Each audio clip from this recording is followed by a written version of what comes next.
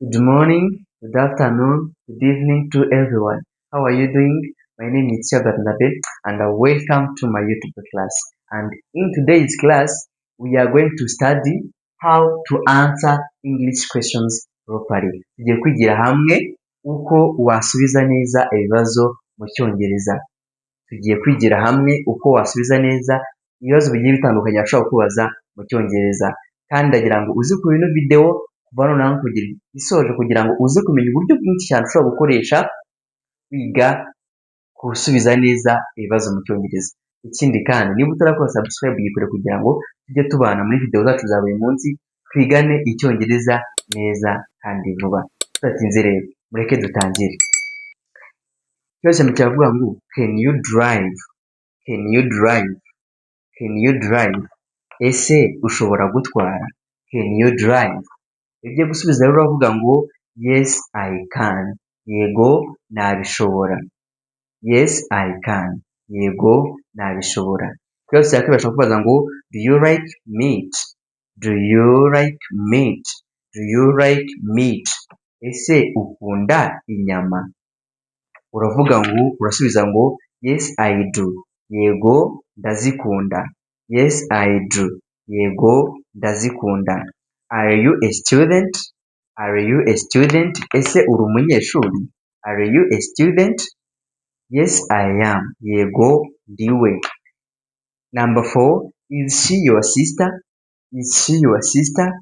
Ese ni mushiki wawe? Ese ni mushiki wawe? Yes she is. Yego niwe. Please niba utarakora subscribe yikore kugira ngo tujye tubana twigane Icyongereza umunsi ku munsi. Number 5, did you eat lunch? Did you eat lunch? Ese wariye ku manywa? Did you eat lunch? Yes I did. Yes I did. Ushobora gusubiza kuvuga ngo yes I did. Did you eat lunch? Ese wariye ku manywa? Usubiza ngo yes I did. Yego nariye. Do they play football? Do they play football? Ese bakina umupira w'amaguru? Do they play football? Urasubiza ngo yes they do. Yego bakina umupira w'amaguru cyangwa se yego barabikora. Are you ready? Are you ready? Ese uriteguye? Are you ready? Urasubiza ngo yes I am.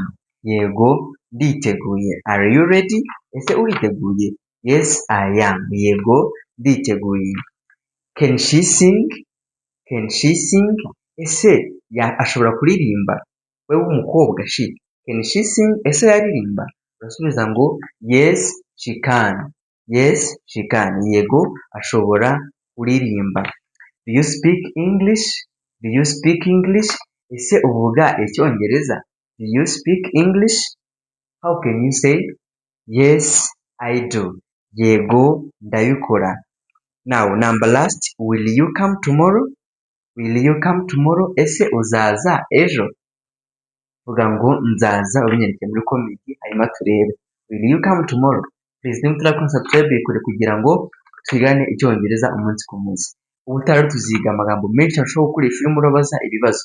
Niyo mpamvu udagomba kubura in the next class. Next class we will study different ways of how to ask questions. We will highlight the main words that you can use to ask questions like who, like how, like where, and so on and so forth. Now, don't forget to like this video and subscribe to our channel. Thank you very much.